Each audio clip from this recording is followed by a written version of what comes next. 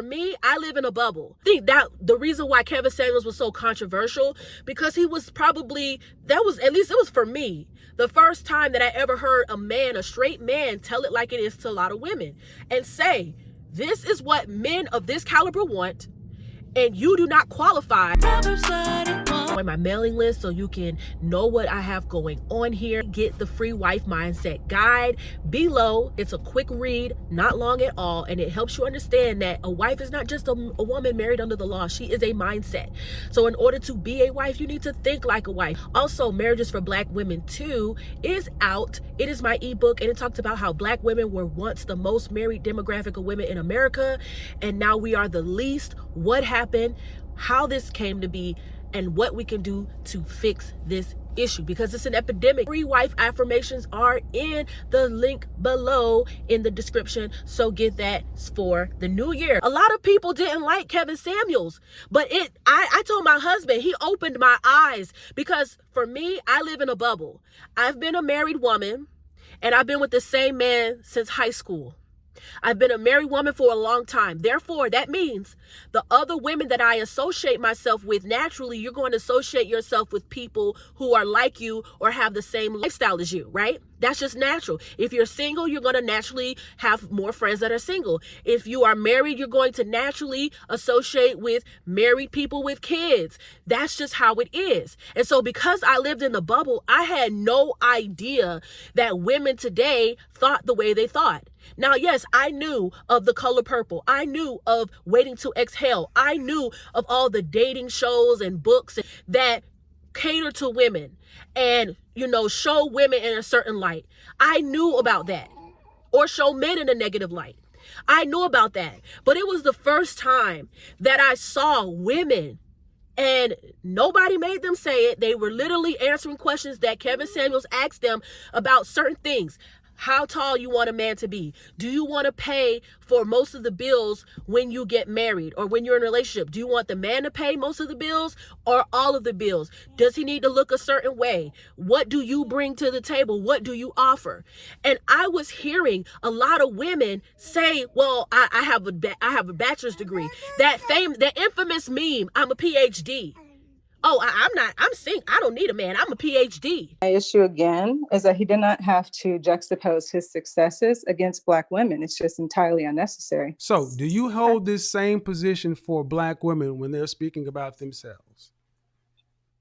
Certainly. So Black women who talk about themselves, they should never bring up Black men and juxtapose their accomplishments against Black men. I don't think it's healthy. No, that's not what I asked.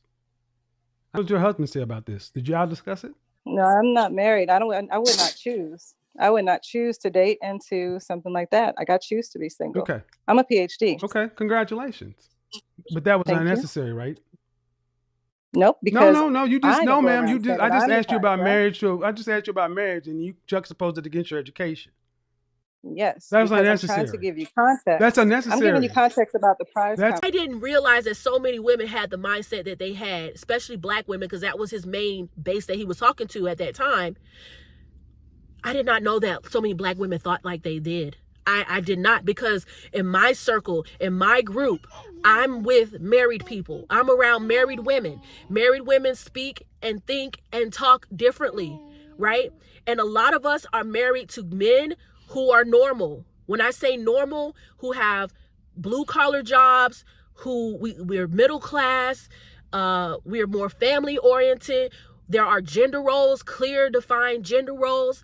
I, as a stay-at-home mom, a lot of my mom friends who are married, and they're stay-at-home moms as well. So I was in a bubble. I didn't realize, I was shocked, mind blown to know that so many women thought the way they thought about gender roles, marriage, love, dating, all that stuff, especially in the Black community. And then we can see why the numbers for Black women are so low when it comes to marriage rates, marriage retention rates, and all of that other stuff, right? And he would ask them, what do you bring to the table? What do you want? What can you offer a man?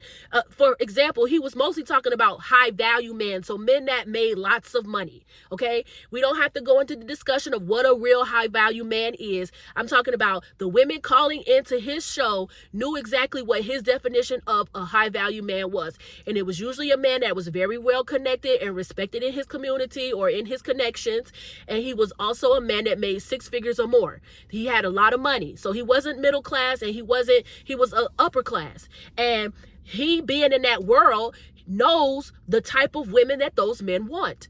And so when the women called into his show, these weren't women just trying to marry and be with a middle class man or a lower class man. These were women who wanted to be with a man of high status financially, okay, and socially.